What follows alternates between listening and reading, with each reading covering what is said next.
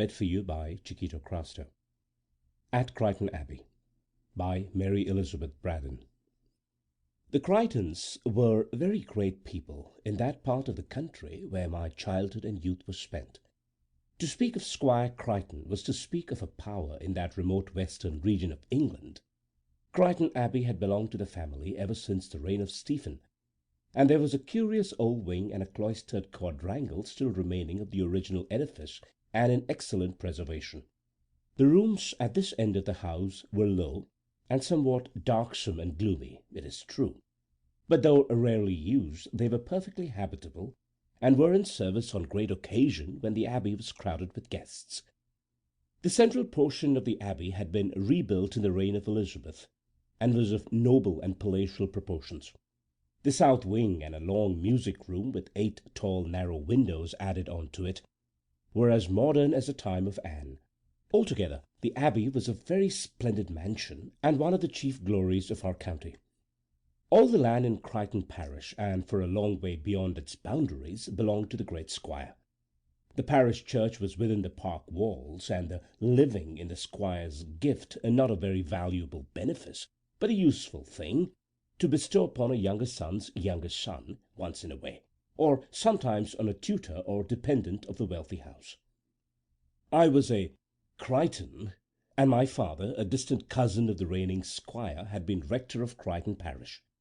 His death left me utterly unprovided for, and I was fain to go out into the bleak unknown world and earn my living in a position of dependence, a dreadful thing for a Crichton to be obliged to do. Out of respect for the traditions and prejudices of my race, I made it my business to seek employment abroad, where the degradation of one solitary Crichton was not so likely to inflict shame upon the ancient house to which I belonged. Happily for myself, I had been carefully educated, and had industriously cultivated the usual modern accomplishments in the calm retirement of the vicarage. I was so fortunate as to obtain a situation at Vienna, in a German family of high rank, and here I remained 7 years, laying aside year by year a considerable portion of my liberal salary. When my pupils had grown up, my kind mistress procured me a still more profitable position at St. Petersburg, where I remained for 5 more years, at the end of which time I yielded to a yearning that had been long growing upon me, an ardent desire to see my dear old country home once more. I had no very near relations in England. My mother had died some years before my father. My only brother was far away in the Indian civil service. Sister I had none. But I was a Crichton, and I loved the soil from which I had sprung. I was sure, moreover, of a warm welcome from friends who had loved and honoured my father and mother, and I was still further encouraged to treat myself to this holiday by the very cordial letters I had from time to time received from the squire's wife, a noble, warm-hearted woman who fully approved the independent course I had taken, and who had ever shown herself my friend. In all her letters for some time past, Mrs. Crichton begged that, whenever I felt myself justified in coming home, I would pay a long visit to the abbey. "I wish you could come at Christmas," she wrote in the autumn of the year of which I am speaking. "We shall be very gay, and I expect all kinds of pleasant people at the abbey. Edward is to be married early in the spring, much to his father's satisfaction, for the match is a good and appropriate one. His fiancée is to be among our guests. She is a very beautiful girl, perhaps I should say handsome rather than beautiful.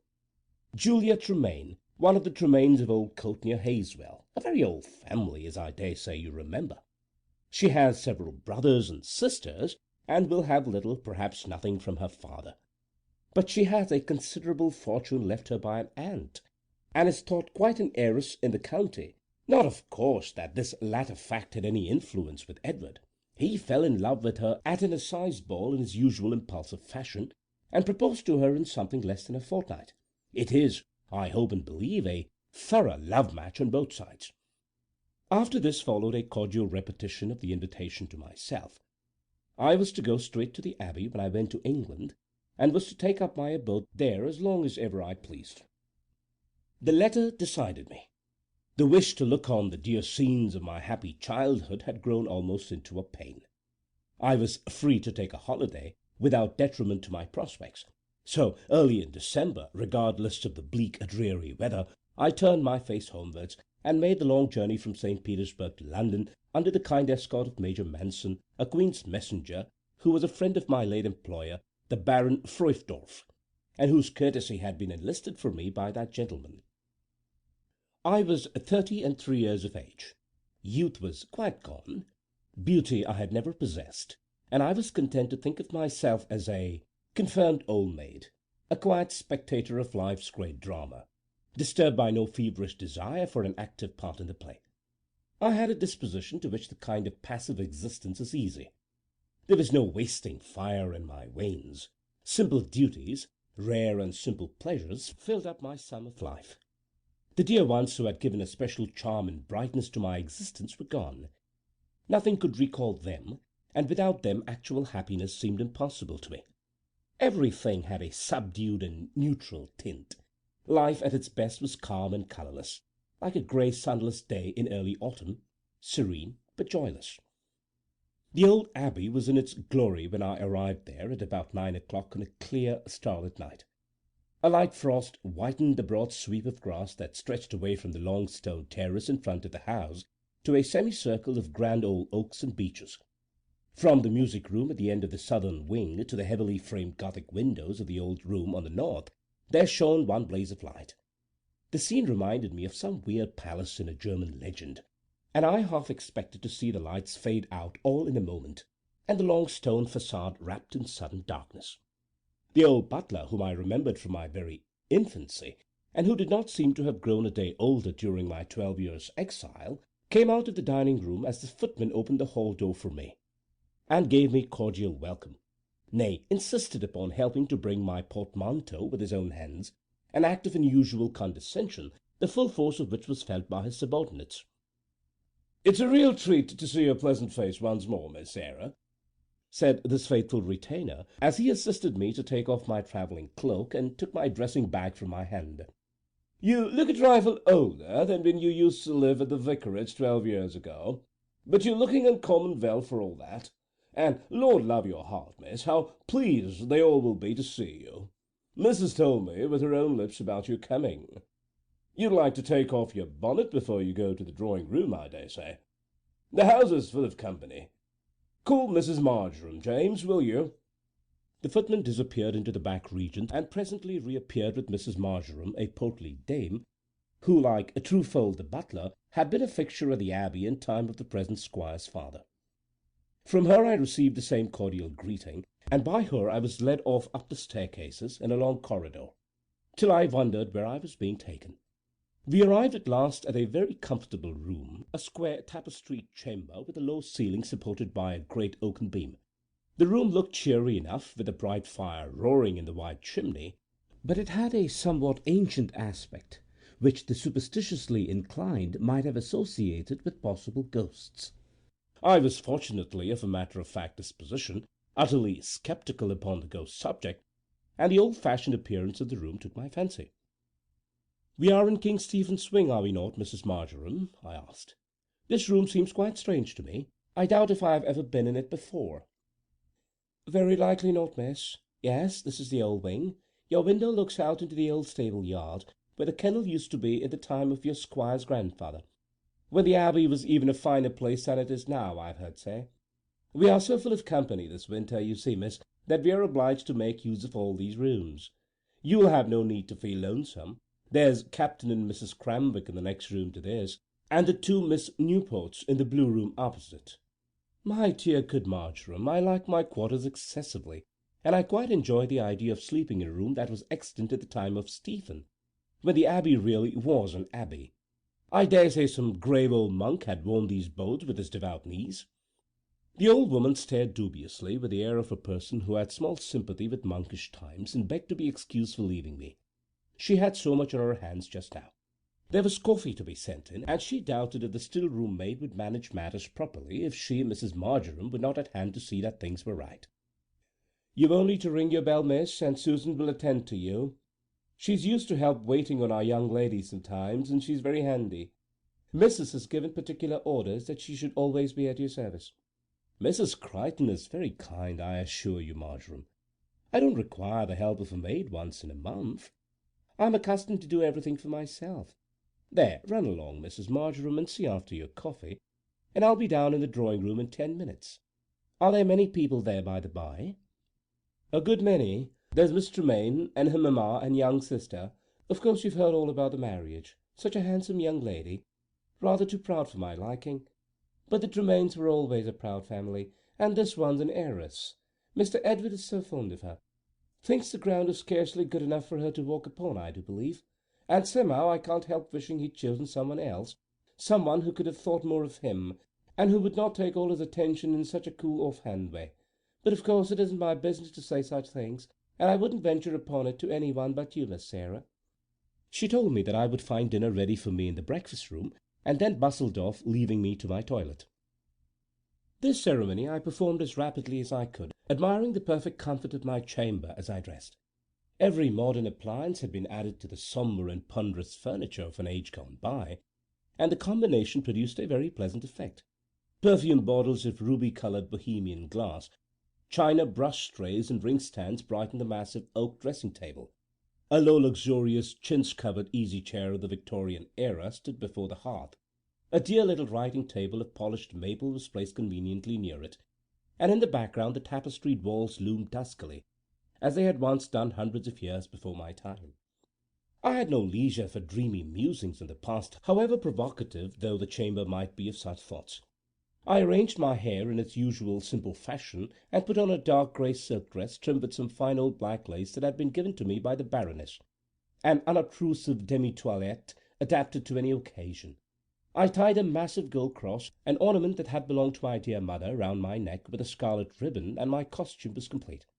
One glance at the looking-glass convinced me that there was nothing dowdy in my appearance, and then I hurried along the corridor and down the staircase to the hall, where Truefold received me and conducted me to the breakfast-room, in which an excellent dinner awaited me.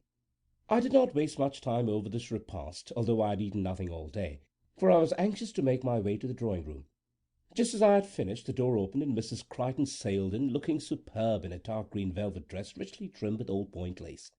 She had been a beauty in her youth, and as a matron was still remarkably handsome. She had, above all, a charm of expression which to me was rarer and more delightful than her beauty of feature and complexion. She put her arms around me and kissed me affectionately. "I have only this moment been told of your arrival, my dear Sarah," she said, "and I find you have been in the house half an hour. What must you have thought of me?"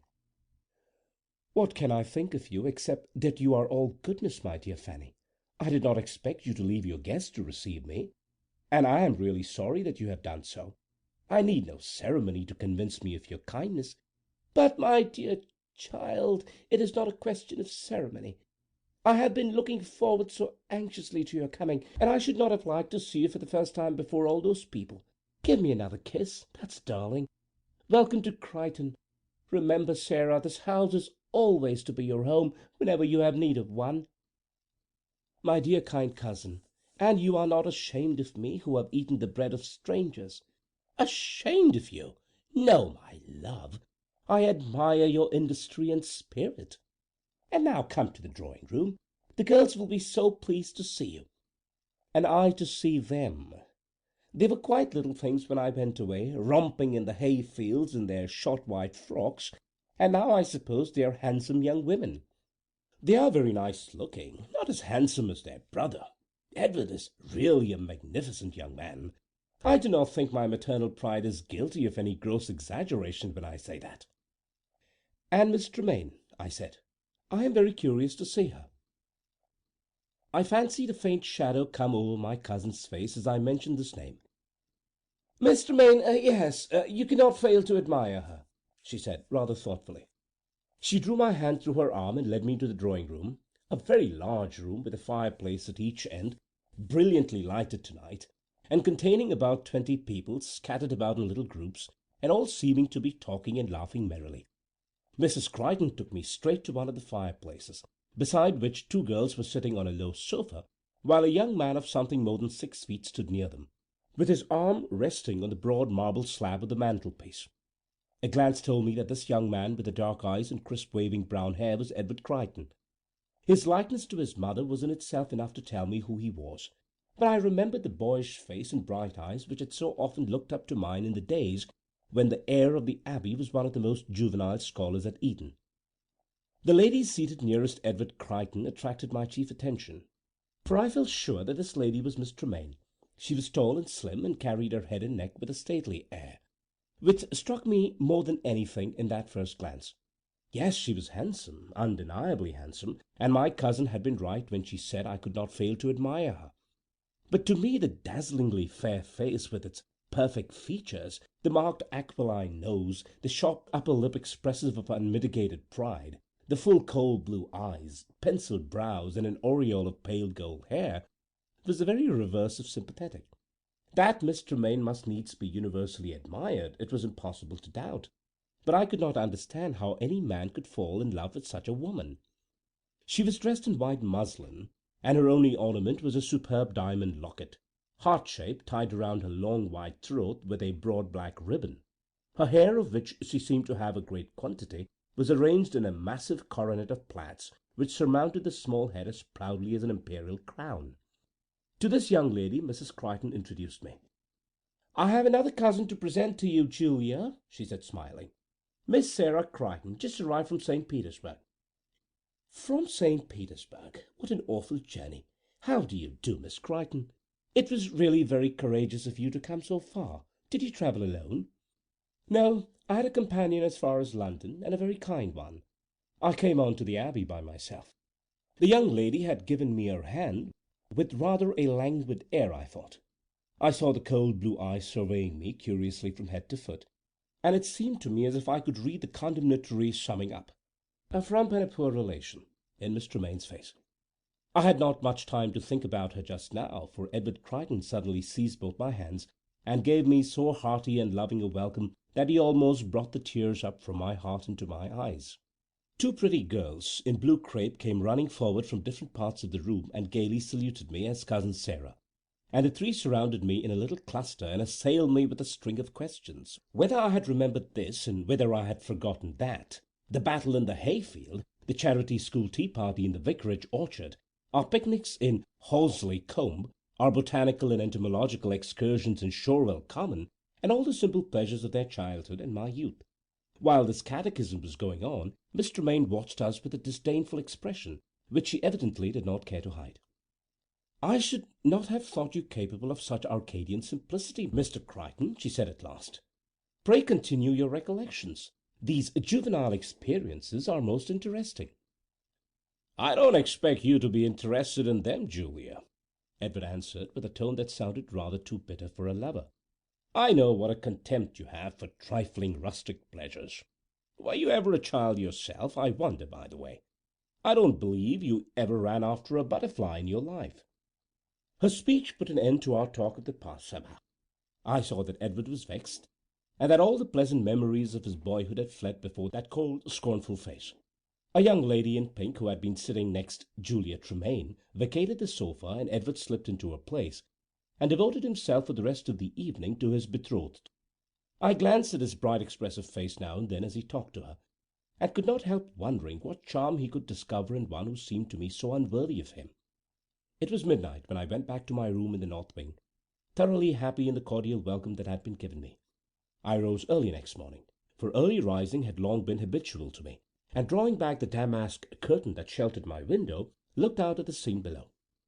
I saw a stable yard, a spacious quadrangle surrounded by the closed doors of stables and dog kennels, low massive buildings of grey stone, with the ivy creeping over them here and there, and with an ancient moss-grown look that gave them a weird kind of interest in my eyes.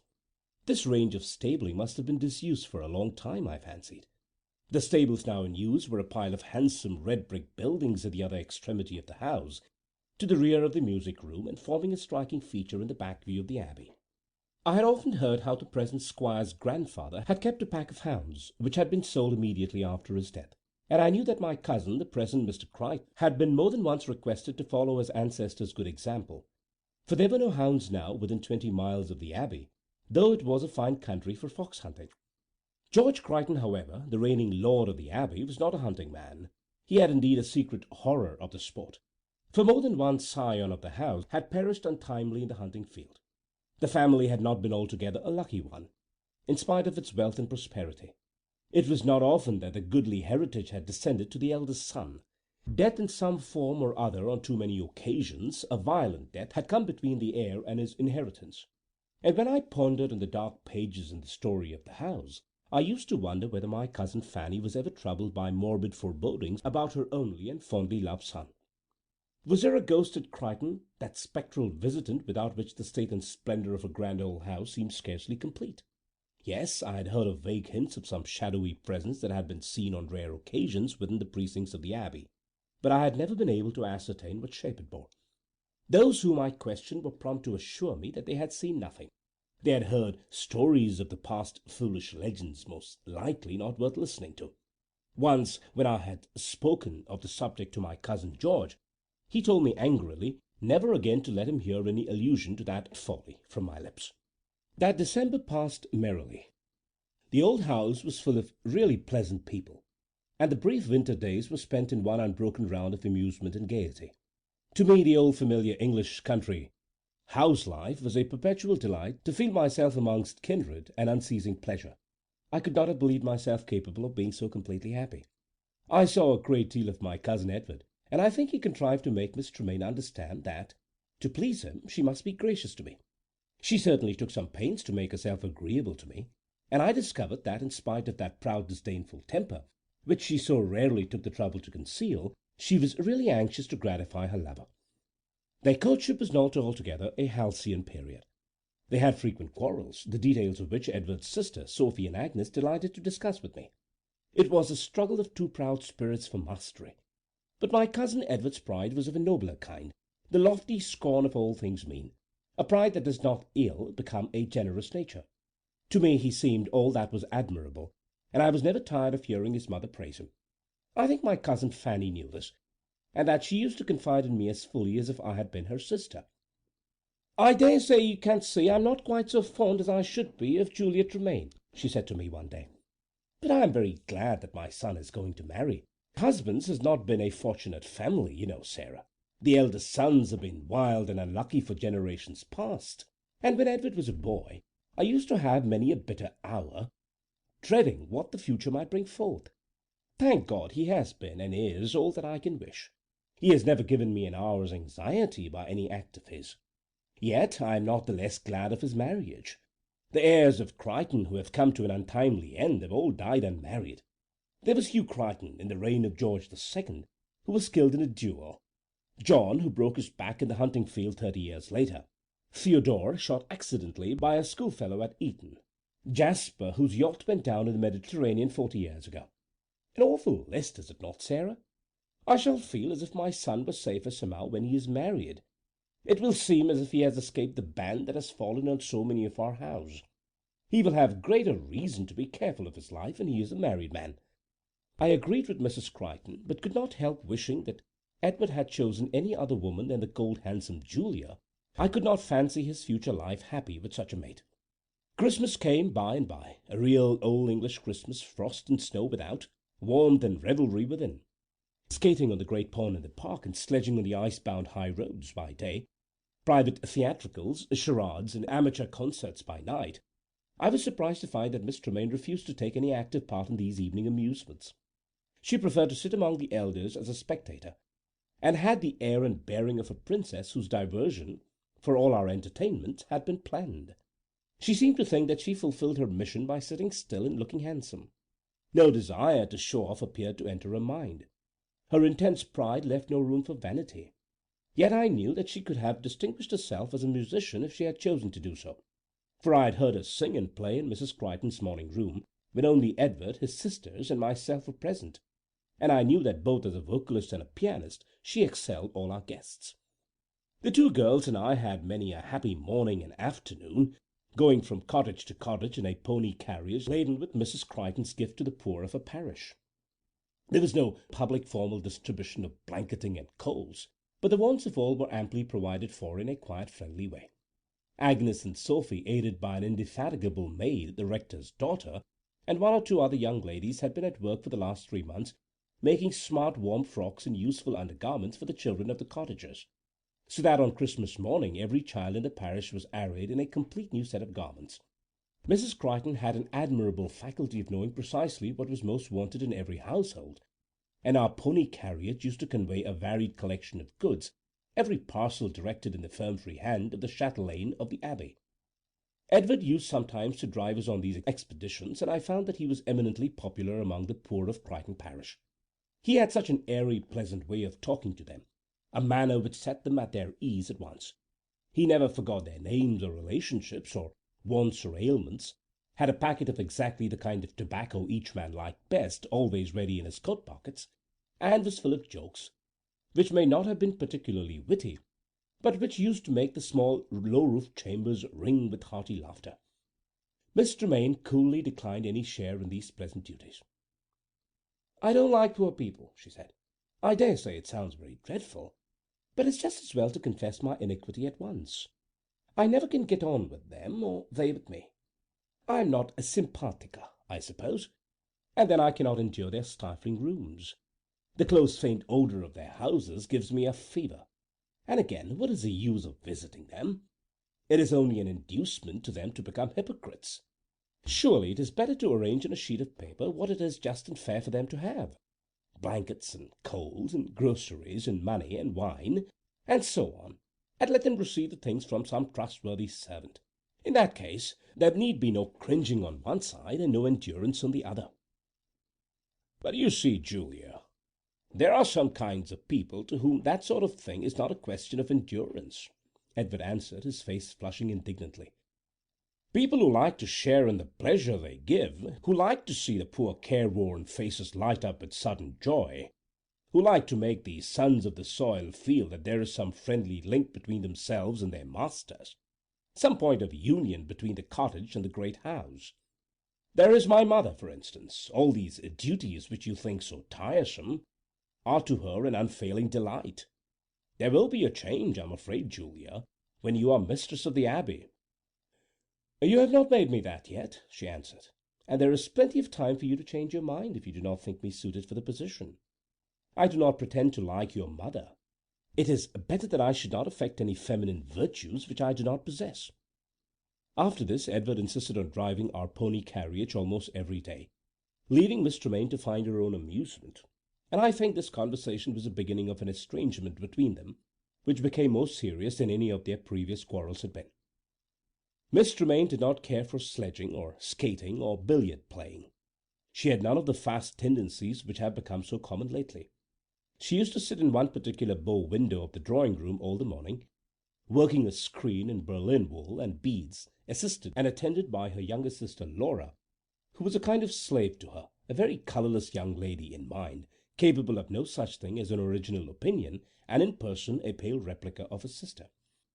Had there been less company in the house, the breach between Edward Crichton and his betrothed must have been notorious. But with a house so full of people all bent on enjoying themselves, I doubt if it was noticed. On all public occasions my cousin showed himself attentive and apparently devoted to Miss Tremaine. It was only I and his sisters who knew the real state of affairs. I was surprised, after the young lady's total repudiation of all benevolent sentiments, when she beckoned me aside one morning and slipped a little purse of gold, 20 sovereigns, into my hand. "I shall be very much obliged if you will distribute that among your cottagers to-day, Miss Crichton," she said. "Of course I should like to give them something. It's only the trouble of talking to them that I shrink from, and you are just the person for an almoner. Don't mention my little commission to anyone, please." "Of course I may tell Edward," I said, for I was anxious that he should know his betrothed was not as hard-hearted as she appeared. "To him least of all," she answered eagerly. "You know that our ideas vary on that point. He would think I gave money to please him. Not a word, pray, Miss Crichton." I submitted and distributed my sovereigns quietly, with the most careful exercise of my judgment. So Christmas came and passed. It was the day after the great anniversary, a very quiet day for the guests and family at the Abbey, but a grand occasion for the servants, who were to have their annual ball in the evening, a ball to which all the humbler class of tenantry were invited. The frost had broken up suddenly, and it was a thorough wet day, a depressing kind of day for any one whose spirits are liable to be affected by the weather, as mine are. I felt out of spirits for the first time since my arrival at the Abbey. No one else appeared to feel the same influence. The elder ladies sat in a wide semicircle round one of the fireplaces in the drawing-room. A group of merry girls and dashing young men chatted gaily before the other. From the billiard-room there came the frequent clash of balls and the cheery peals of stentorian laughter. I sat in one of the deep windows, half hidden by the curtains, reading a novel, one of a boxful that came from town every month. If the picture within was bright and cheerful, the prospect was dreary enough without. The fairy forest of snow-wreathed trees, the wide valleys and undulating banks of snow had vanished, and the rain dripped slowly and sullenly upon a darksome expanse of sodden grass, and a dismal background of leafless timber. The merry sound of the sledge bells no longer enlivened the air. All was silence and gloom. Edward Crichton was not amongst the billiard players. He was pacing the drawing-room to and fro from end to end with an air that was at once moody and restless. "Thank heaven, the frost has broken up at last!" he exclaimed, stopping in front of the window where I sat. He had spoken to himself, quite unaware of my close neighbourhood. Unpromising as his aspect was just then, I ventured to accost him. "What bad taste to prefer such weather as this to frost and snow," I answered. "The park looked enchanting yesterday, a real scene from fairyland, and only look at it today." "Oh, yes, of course, from an artistic point of view, the snow was better. The place does look something like the great dismal swamp today. But I'm thinking of hunting, and that confounded frost made a day's sport impossible. We are in for a spell of mild weather now, I think." "But you are not going to hunt, are you, Edward?" "Indeed I am, my gentle cousin, in spite of that frightened look in your amiable countenance." "I thought there were no hounds hereabouts." "Nor are there, but there is as fine a pack as any in the country, the Daleborough hounds, 25 miles away." "And you are going 25 miles for the sake of a day's run?" "I would travel 40, 50, 100 miles for that same diversion. But I am not going for a single day this time. I am going over to St. Francis Wycherley's place. Young Frank Wycherley and I were sworn chums at Christchurch for 3 or 4 days. I am due today, but I scarcely care to travel by cross-country in such rain as this. However, if the floodgates of the sky are loosened for a new deluge, I must go tomorrow." "What a headstrong young man!" I exclaimed. "And what will Miss Tremaine say to this desertion?" I asked in a lower voice. "Miss Tremaine can say whatever she pleases. She had it in her power to make me forget the pleasures of the chase, if she had chosen, though we had been in the heart of the shires, and the welkin ringing with the baying of hounds." "Oh, I begin to understand. This hunting engagement is not of long standing." "No. I began to find myself bored here a few days ago, and wrote to Frank to offer myself for 2 or 3 days at Wycherley. I received a most cordial answer by return, and am booked till the end of this week." "You have not forgotten the ball on the 1st?" "Oh, no. To do that would be to vex my mother, and to offer a slight to our guests. I shall be here for the 1st, come what may." Come what may. So lightly spoken. The time came when I had bitter occasion to remember those words. "I am afraid you will vex your mother by going at all," I said. "You know what a horror both she and your father have of hunting." "A most uncountry gentleman-like aversion to my father's part. But he is a dear old bookworm, seldom happy out of his library. Yes, I admit they both have a dislike to hunting in the abstract, but they know I am a pretty good rider, and that it would need a bigger country than I shall find about Wycherley to floor me. You need not feel nervous, my dear Sarah. I am not going to give papa and mamma the smallest ground for uneasiness." "You will take your own horses, I suppose?" "That goes without saying. No man who has cattle of his own cares to mount another man's horses. I shall take Pepperbox and the Druid." "Pepperbox has a queer temper. I have heard your sisters say." "My sisters expect a horse to be a kind of overgrown bar lamb. Everything splendid in horse-flesh and womankind is prone to that slight defect, an ugly temper. There is Miss Tremaine, for instance." "I shall take Miss Tremaine's part. I believe it is you who are in the wrong in the matter of this estrangement, Edward." "Do you? Well, wrong or right, my cousin, until the fair Julia comes to me with sweet looks and gentle words, we can never be what we have been." "You will return from your hunting expedition in a softer mood," I answered. "That is to say, if you persist in going. But I hope and believe you will change your mind." Such a thing is not within the limits of possibility, Sarah. I am fixed as fate." He strolled away, humming some gay hunting song as he went. I was alone with Mrs. Crichton later in the afternoon, and she spoke to me about this intended visit to Wykerley. "Edward has set his heart upon it evidently," she said regretfully, "and his father and I have always made a point of avoiding anything that could seem like domestic tyranny. Our dear boy is such a good son that it would be very hard if we came between him and his pleasures.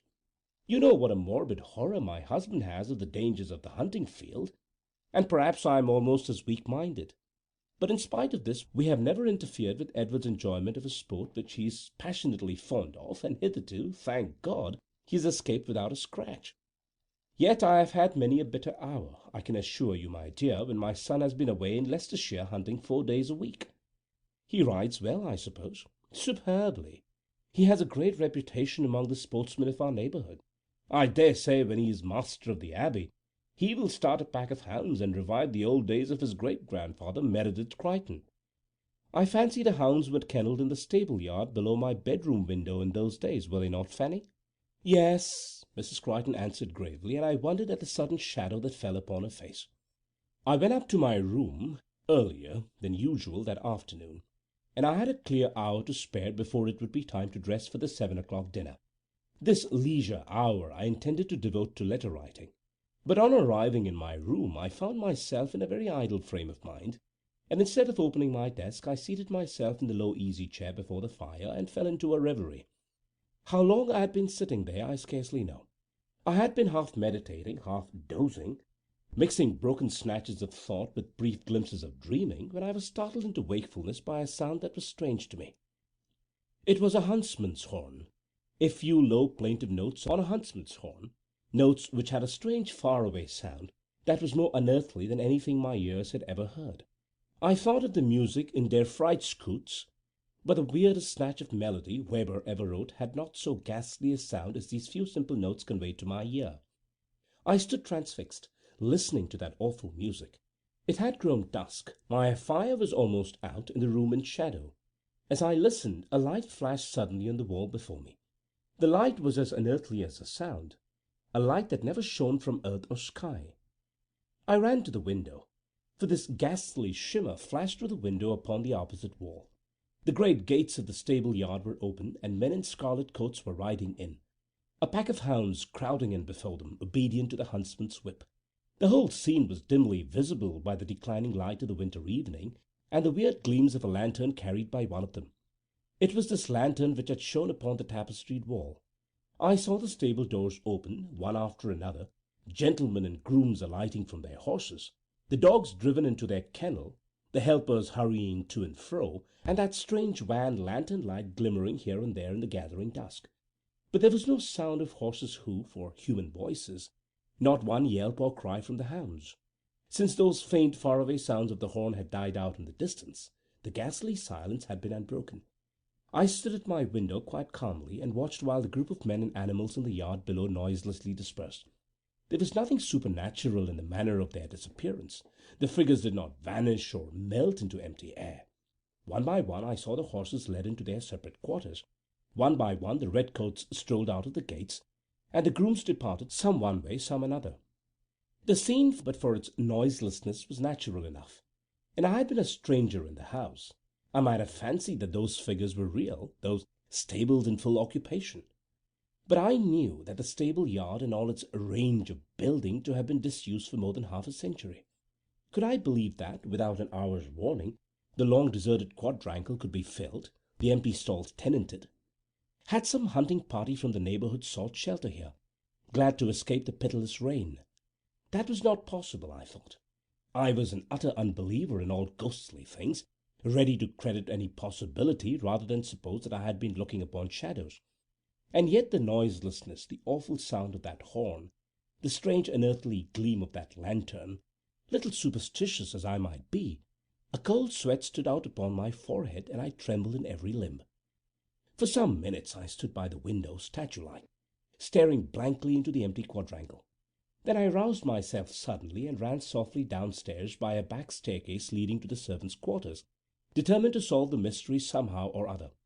The way to Mrs. Marjoram's rooms was familiar to me from old experience. and it was thither that I bent my steps, determined to ask the housekeeper the meaning of what I had seen. I had a lurking conviction that it would be well for me not to mention that scene to any member of the family till I had taken counsel with someone who knew the secrets of Crichton Abbey. I heard the sound of merry voices and laughter as I passed the kitchen and servants' hall. Men and maids were all busy in the pleasant labour of decorating their rooms for the evening's festival. They were puffing the last touches to garlands of holly and laurel, ivy and fir, as I passed the open doors, and in both rooms I saw tables laid for a substantial tea. The housekeeper's room was in a retired nook at the end of a long passage, a charming old room, panelled with dark oak and full of capricious cupboards, which in my childhood I had looked upon as storehouses of inexhaustible treasures in way of preserves and other confectionery. It was a shady old room, with a wide old-fashioned fireplace, cool in summer, when the hearth was adorned with a great jar of roses and lavender, and warm in winter, when the logs burned merrily all day long. I opened the door softly and went in. Mrs. Marjoram was dozing in a high-backed armchair by the glowing hearth, dressed in a state gown of grey watered silk, and with a cap that was a perfect garden of roses. She opened her eyes as I approached her, and stared at me with a puzzled look for the first moment or so. "Why, is that you, Miss Sarah?" she exclaimed, "and looking as pale as a ghost? I can see even by this firelight. Just let me light a candle, and then I'll get you some sal volatile. Sit down in my armchair, miss. Why, I declare you're all of a tremble." She put me into her easy-chair before I could resist, and lighted 2 candles which stood ready upon her table while I was trying to speak. My lips were dry, and it seemed at first as if my voice was gone. "Never mind the sal volatile, Marjoram," I said at last. "I'm not ill. I've been startled, that's all, and I've come to ask you for an explanation of the business that frightened me." "What business, Miss Sarah?" "You must have heard something of it yourself, surely. Didn't you hear a horn just now, a huntsman's horn?" "A horn? Lord, no, Miss Sarah. Whatever could have put such a fancy into your head?" I saw that Mrs. Marjoram's ruddy cheeks had suddenly lost their colour, that she was now almost as pale as I could have been myself. "It was no fancy," I said. "I heard the sound and saw the people. A hunting party had just taken shelter in the north quadrangle, dogs and horses and gentlemen and servants." "What were they like, Miss Sarah?" the housekeeper said in a strange voice. "I can hardly tell you that. I could see that they wore red coats, and I could scarcely see more than that. Yes, I did get a glimpse of one of the gentlemen by the light of the lantern, a tall man with grey hair and whiskers, and a stoop in his shoulders. I noticed that he wore a short-waisted coat with a very high collar, a coat that looked 100 years old." "The old squire," muttered Mrs. Marjoram under her breath, and then turning to me she said with a cheery, resolute air, "You've been dreaming, Miss Sarah, that's just what it is. You've dropped off in your chair before the fire and had a dream, that's it." "No, Marjoram, it was no dream. The horn woke me, and I stood at my window and saw the dogs and huntsmen come in." "Do you know, Miss Sarah, that the gates of the north quadrangle have been locked and barred for the last 40 years, and that no one ever goes in there except through the house?" "The gates may have been opened this evening to give shelter to strangers," I said. "Not when the only keys that will open them hang yonder in my cupboard, miss," said the housekeeper, pointing to a corner of the room. "But I tell you, Marjoram, these people came into the quadrangle. The horses and dogs are in the stables and kennels at this moment. I'll go and ask Mr. Crichton, or my cousin Fanny, or Edward, all about it, since you won't tell me the truth." I said this with a purpose, and it answered. Mrs. Marjoram caught me eagerly by the wrist. "No, miss, don't do that, for pity's sake, don't do that. Don't breathe a word to missus or master." "But why not?" "Because you've seen that which always brings misfortune and sorrow to this house, Miss Sarah. You've seen the dead." "What do you mean?" I gasped, awed in spite of myself. "I dare say you've heard that there's been something seen at times at the Abbey, many years apart, thank God, for it never came that trouble didn't come after it." "Yes," I answered hurriedly, "but I could never get anyone to tell me what it was that haunted this place." "No, miss, those that know have kept the secret, but you have seen it all tonight. There is no use in trying to hide it from you any longer. You have seen the old squire Meredith Crichton, whose eldest son was killed by a fall in the hunting field, brought home dead one December night. An hour after his father and the rest of the party had come safe home to the Abbey. The old gentleman had missed his son in the field, but had thought nothing of that, fancying that Master John had had enough of the day's sport, and had turned his horse's head homewards. He was found by a labouring man, poor lad, lying in a ditch with his back broken and his horse beside him staked. The old squire never held his head up after that day, and never rode to hounds again, though he was passionately fond of hunting. Dogs and horses were sold, and the North Quadrangle has been empty from that day. How long is it since this kind of thing has been seen? A long time, miss. I was a slip of a girl when it last happened. It was in the winter time, this very night, the night Squire Meredith's son was killed, and the house was full of company, just as it is now. There was a wild young Oxford gentleman sleeping in your room at that time, and he saw the hunting party come into the quadrangle. And what did he do but throw his window wide open and give them the view, hello, as loud as he ever could. He had only arrived the day before, and knew nothing about the neighbourhood. So at dinner he began to ask where were his friends the sportsmen, and he hoped he should be allowed to have a run with the Abbey hounds next day. It was in time of our master's father, and his lady at the head of the table turned as white as a sheet when she heard this talk. She had good reason, poor soul. Before the week was out her husband was lying dead. He was struck with a fit of apoplexy, and never spoke or knew any one afterwards. An awful coincidence, I said, but it may have been only a coincidence. I've heard other stories, miss, heard them from those that couldn't deceive, all proving the same thing, that the appearance of the old squire and his pack is a warning of death to this house. I cannot believe these things, I exclaimed. I cannot believe them. Does Mr. Edward know anything about this? No, miss. His father and mother have been most careful that it should be kept from him. I think he is too strong-minded to be much affected by the fact, I said. And you will not say anything about what you've seen to my master or mistress, will you, Miss Sarah? Pleaded the faithful old servant. The knowledge of it would be sure to make them nervous and unhappy. And if evil is to come upon this house, it isn't in human power to prevent its coming. God forbid that there is any evil at hand, I answered. I am no believer in visions or omens. After all, I would sooner fancy that I was dreaming with my eyes open as I stood at the window, than that I beheld the shadows of the dead. Mrs. Marjoram sighed and said nothing. I could see that she believed firmly in the phantom hunt. I went back to my room to dress for dinner. However rationally I might try to think of what I had seen, its effect upon my mind and nerves was not the less powerful. I could think of nothing else, and a strange morbid dread of coming misery weighted me down like an actual burden. There was a very cheerful party in the drawing-room when I went downstairs, and at dinner the talk and laughter were unceasing.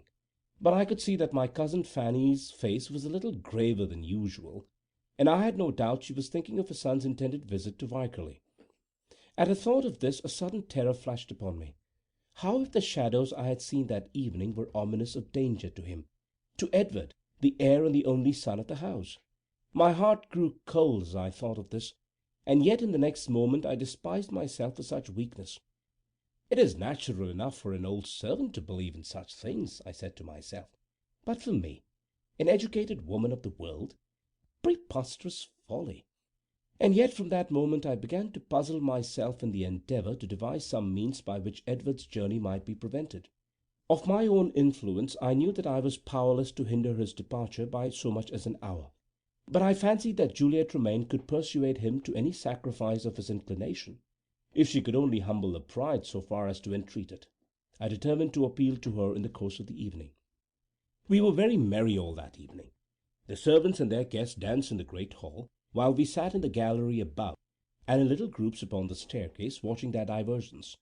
I think this arrangement afforded excellent opportunities for flirtation, and that the younger members of our party made good use of their chances, with one exception.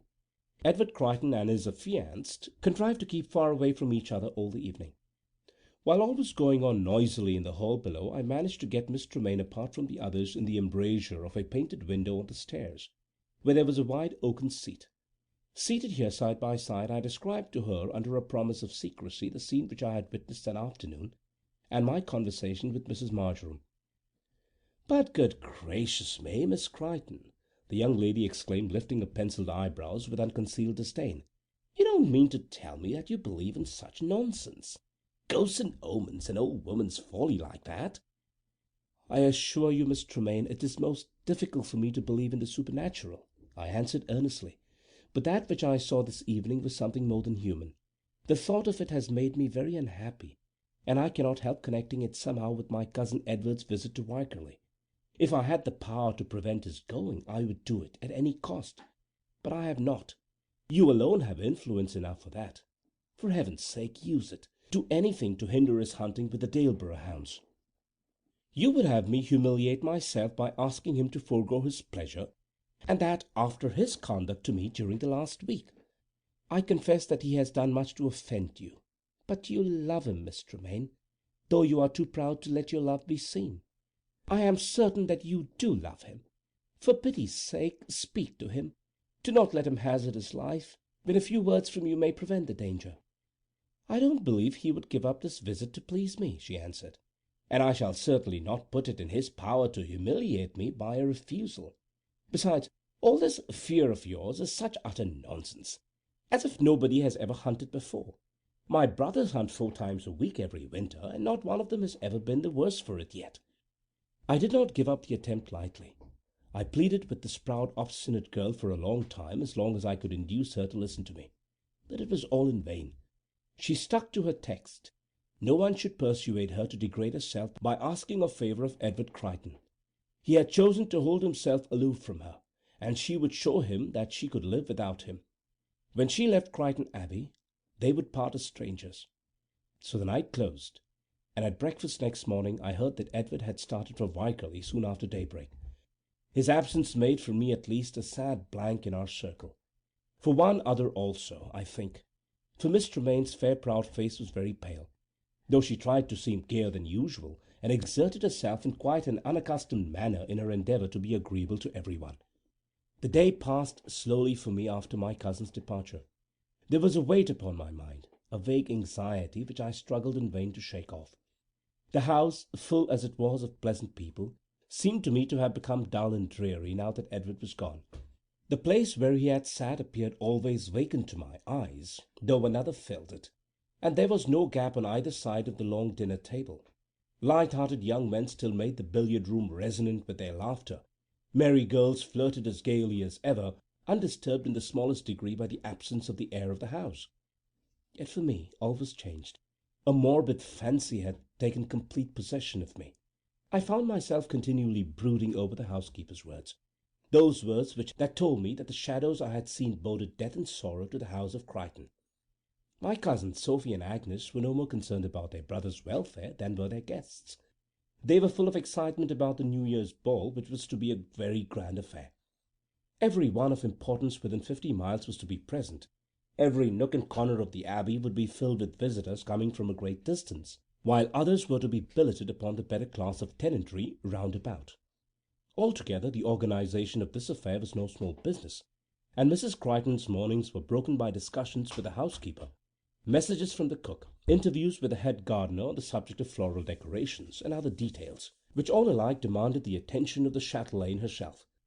With these duties, and with the claims of her numerous guests, my cousin Fanny's time was so fully occupied that she had little leisure to indulge in anxious feelings about her son, whatever secret uneasiness may have been lurking in her maternal heart. As for the master of the abbey, he spent so much of his time in the library, where, under the pretext of business with his bailiff, he read Greek, that it was not easy for anyone to discover what he did feel.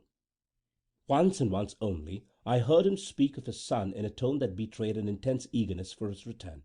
The girls were to have new dresses from a French milliner in Wigmore Street, and as the great event drew near, bulky packages of millinery were continually arriving, and feminine consultations and expositions of finery were being held all day long in bedrooms and dressing-rooms with closed doors. Thus, with a mind always troubled by the same dark, shapeless foreboding, I was perpetually being called upon to give an opinion about pink tulle and lilies of the valley, or maize silk and apple blossoms. New Year's morning came at last, after an interval of abnormal length, as it seemed to me. It was a bright, clear day, and almost spring-like sunshine lighting up the leafless landscape. The great dining-room was noisy with congratulations and good wishes as we assembled for breakfast on this first morning of a new year, after having seen the old one out cheerily the night before. But Edward had not yet returned, and I missed him sadly. Some touch of sympathy drew me to the side of Julia Tremaine on this particular morning. I had watched her very often during the last few days, and I had seen that her cheek grew paler every day. To-day her eyes had the dull, heavy look that betokens a sleepless night. Yes, I was sure that she was unhappy, that the proud, relentless nature suffered bitterly.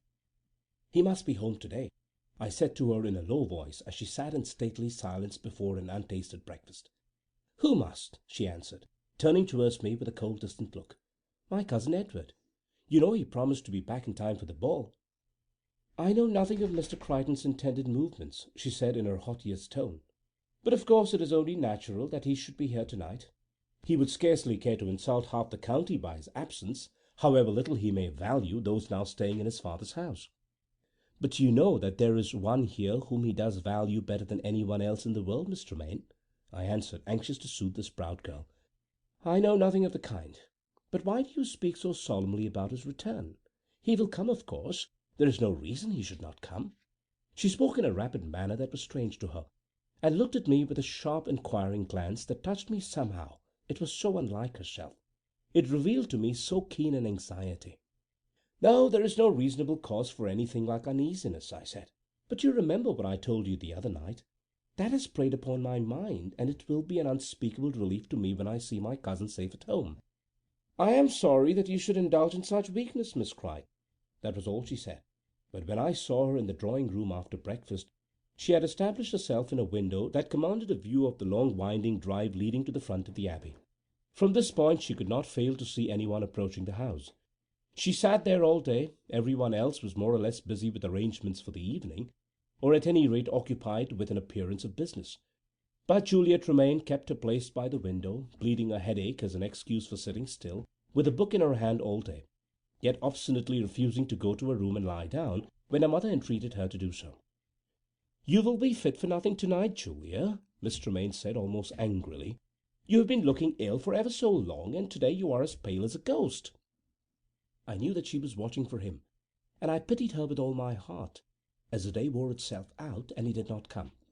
We dined earlier than usual, played a game or two of billiards after dinner, made a tour of inspection through the bright rooms, lit the wax candles only and odorous with exotics, and then came a long interregnum devoted to the arts and mysteries of the toilet, while maids flitted to and fro laden with frilled muslin petticoats from the laundry, and a faint smell of singed hair pervaded the corridors.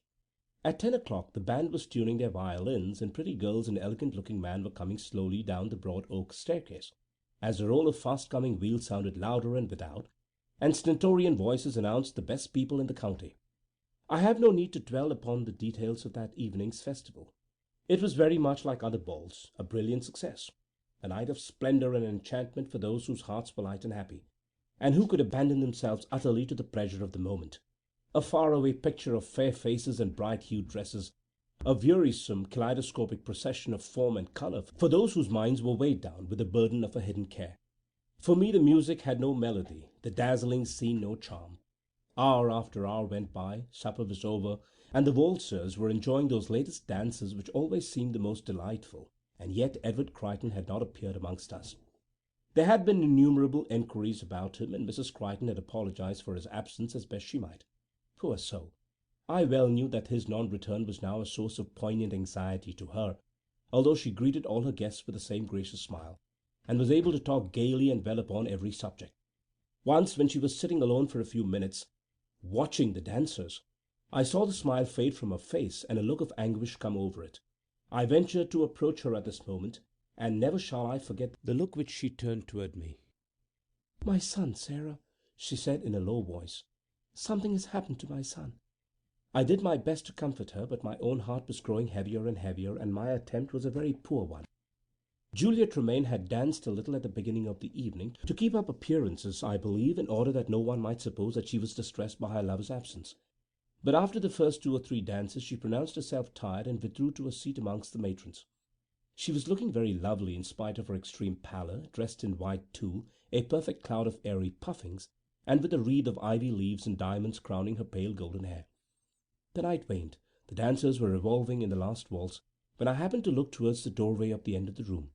I was startled by seeing a man standing there, with his hat in his hand, not in evening costume, a man with a pale, anxious-looking face, peering cautiously into the room. My first thought was of evil, but in the next moment the man had disappeared, and I saw no more of him. I lingered by my cousin Fanny's side till the rooms were empty. Even Sophie and Annie had gone off to their own apartments, their airy dresses sadly dilapidated by a night's vigorous dancing. There were only Mr. and Mrs. Crichton and myself in the long suite of rooms where the flowers were drooping and the wax lights dying out one by one in the silver sconces against the walls. "I think the evening went off very well," Fanny said, looking rather anxiously at her husband, who was stretching himself and yawning with an air of intense relief. "Yes, the affair went off well enough. But Edward has committed a terrible breach of manners by not being here. Upon my word, the young men of the present day think of nothing but their own pleasures. I suppose that something especially attractive was going on at Wykerley to-day, and he couldn't tear himself away." "It is so unlike him to break his word," Mrs. Crichton answered. "You are not alarmed, Frederick? You don't think that anything has happened, any accident?" "What should happen? Ned is one of the best riders in the county. I don't think there's any fear of him coming to grief." "He might be ill." "Not he. He's a young Hercules. And if it were possible for him to be ill, which it is not, we should have had a message from Wykerley." The words were scarcely spoken when Truefold, the old butler, stood by his master's side with a solemn, anxious face. "There is a person who wishes to see you, sir," he said in a low voice. "Alone." Low as the words were, both Fanny and myself heard them. "Someone from Wykerley!" she exclaimed. "Let him come here." "But, madam, the person most particularly wished to see master alone. Shall I show him into the library, sir? The lights are not out there." "Then it is someone from Wykerley," said my cousin, seizing my wrist with a hand that was icy cold. "Didn't I tell you so, Sarah? Something has happened to my son. Let the person come here. Truefold, here. I insist upon it." The tone of command was quite strange in a wife who was always deferential to her husband, in a mistress who was ever gentle to her servants. "Let it be so, Truefold," said Mr. Crichton. "Whatever ill news has come to us, we will hear together." He put his arm around his wife's waist. Both were pale as marble. Both stood in stony stillness, waiting for the blow that was to fall upon them. The stranger, the man I had seen in the doorway, came in. He was a curate of Wykerley Church and chaplain to Sir Francis Wykerley, a grave middle-aged man. He told what he had to tell with all kindness, with all the usual forms of consolation which Christianity and an experience of sorrow could suggest. Vain words, wasted trouble. The blow must fall, and earthly consolation was unable to lighten it by a feather's weight. There had been a steeplechase at Wykerley, an amateur affair with gentlemen riders, on that bright New Year's Day, and Edward Crichton had been persuaded to ride his favourite hunter Pepperbox. There would be plenty of time for him to return to Crichton after the races. He had consented, and his horse was winning easily, when at the last fence, a double one, with water beyond, Pepperbox balked his leap, and went over head foremost, flinging his rider over a hedge into a field close beside the course, where there was a heavy stone roller. Upon this stone roller Edward Crichton had fallen, his head receiving the full force of the concussion. All was told. It was while the curate was relating the fatal catastrophe that I looked round suddenly and saw Juliet remain standing a little behind the speaker. She had heard all. She uttered no cry. She showed no signs of fainting, but stood calm and motionless, waiting for the end. I know not how that night ended. There seemed an awful calm upon us all. A carriage was got ready, and Mr. and Mrs. Crichton started for Wykerley to look upon their dead son. He had died while they were carrying him from the course to Sir Francis's house. I went with Juliet Tremaine to her room, and sat with her while the winter morning dawned slowly upon us. A bitter dawning. I have little more to tell. Life goes on, though hearts are broken. Upon Crichton Abbey there came a dreary time of desolation. The master of the house lived in his library, shut from the outer world, buried almost as completely as a hermit in his cell. I have heard that Juliet Tremaine was never known to smile after that day. She is still unmarried and lives entirely at her father's country house, proud and reserved in her conduct to her equals, but a very angel of mercy and compassion amongst the poor of the neighbourhood. Yes, this haughty girl, who once declared herself unable to endure the howls of the poor, is now a sister of charity in all but the robe. So does a great sorrow change the current of a woman's life. I have seen my cousin Fanny many times since that awful New Year's night, for I have always the same welcome at the Abbey. I have seen her calm and cheerful, doing her duty, smiling upon her daughter's children, the honoured mistress of a great household. But I know that the mainspring of life is broken, that for her there hath passed a glory from the earth, and that upon all the pleasures and joys of this world she looks with the solemn calm of one for whom all things are dark with the shadow of a great sorrow. End of at Crichton Abbey by Mary Elizabeth Braddon. Read for you by Chiquito Crasto, Birmingham, Alabama.